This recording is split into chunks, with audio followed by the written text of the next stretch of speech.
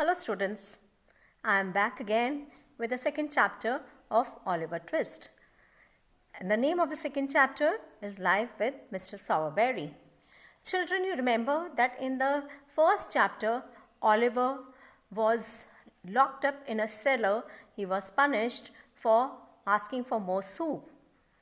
And Mr. Bumble took him to the place where the children ate their meals. He beat him with a cane to show the other children that if they would ask for more soup, they would also be punished in the same manner. And then he locked up Oliver back again in the cellar. Oliver was very unhappy. He was very sad. He cried the whole day. He could not sleep at night because of cold and hunger. One morning, Mr. Bumble was standing outside the workhouse and Mr. Sowerberry, the coffin maker, was passing by. Mr. Sowerberry was always dressed up in black because he had to accompany the procession of the people who were taken for burial. They had a conversation and Mr. Bumble asked Mr. Sowerberry that does he know anybody who wanted a boy to work as an apprentice, and also if he wants 5 pounds along with the boy.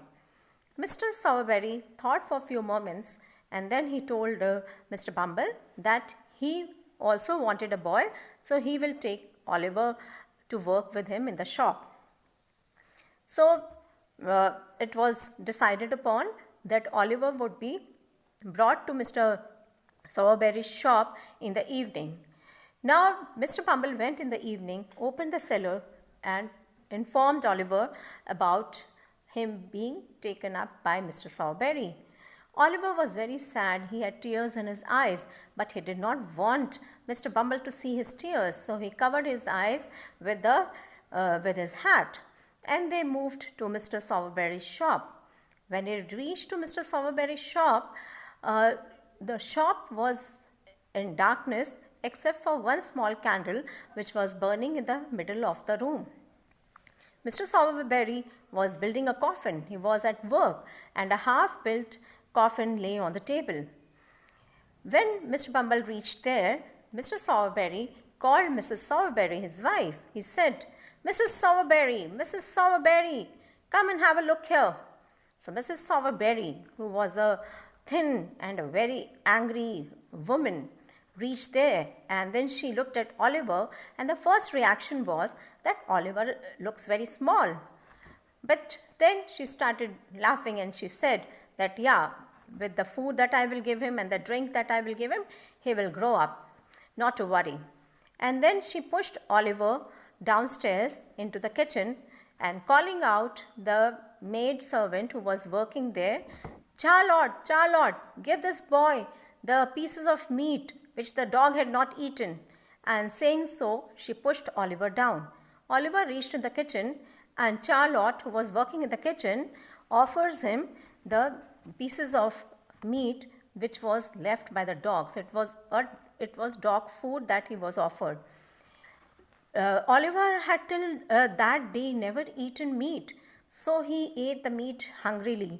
And then Mrs. Sowerberry brought him back in the shop and told him his place to sleep. She showed him that table where Mr. Sowerberry was working on a coffin and told him that he was supposed to sleep among the coffins in the shop. And again she gave a very evil laugh, and then she left the shop. Now Oliver had to sleep in between all the coffins, and he was so scared he could not sleep the whole night. Early in the morning, he heard the sound of somebody kicking at the door. Open the door. So he went out, he opened the door, and there was a boy. He called himself as, I'm Mr. Noah Claypole, move away from the door, and you have to follow my instructions. Whatever I say, you have to do that. Saying so, he kicked Oliver and moved inside the shop. Claypole was always very nasty to Oliver. He would always keep on pinching him, pushing him, pulling his ears, especially when he saw that Mr. Sowerberry was very kind to Oliver. So, although Oliver's work was quite hard in the shop, but still, since Mr. Sowerberry was kind to him, he was working very well. But when Noah saw this, he could not tolerate it. He felt so jealous of Oliver that he started pinching him all the time, trying to make him cry. But Oliver would never cry. He would never show that he was sad or he was hurt. One day, while Noah was at his act, like he was trying to pull his ears and he just wanted Oliver to cry. But Oliver kept on controlling and he did not respond to Noah. Then Noah thought that he should think of something which would actually make him angry. So he started talking about Oliver's mother, that he had heard that Oliver's mother was a bad woman. Hearing this, Oliver got very angry and he punched Noah on his face and Noah fell down. So Noah started shouting.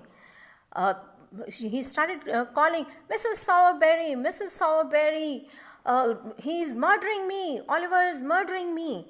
And at that time, the maidservant and Mrs. Sowerberry, both of them reached there and they got hold of Oliver and locked him up in the coal cellar. Now he was locked up in the coal cellar for the whole day. In the evening, when Mr. Sowerberry came, they all told Mr. Sowerberry about his misdeeds. So Mr. Sowerberry also got very angry and he also beat Oliver. Then he was put to sleep without any supper in the shop, the same place where he was supposed to sleep every night under the table. After everybody left him in the shop at night, Oliver was very sad. He kept on crying. And then he made up his mind that he would leave this place and go to London and look for some work in London. So early in the morning, he woke up, he tied up all the belonging that he had. So he just had a pair of socks, a shirt, a piece of bread and a penny. He packed that up, he tied it in a handkerchief which he had to take, in which he put everything. And early in the morning, he left Mr. Sowerberry's home for his journey towards London. So here, children, we come to an end to the second chapter and we will continue this third chapter in the next video. So please listen to this story very carefully and also do watch the movie which I have put in the first video, in which you can watch the entire movie of Oliver Twist and you will follow the story very well. Okay children, see you then.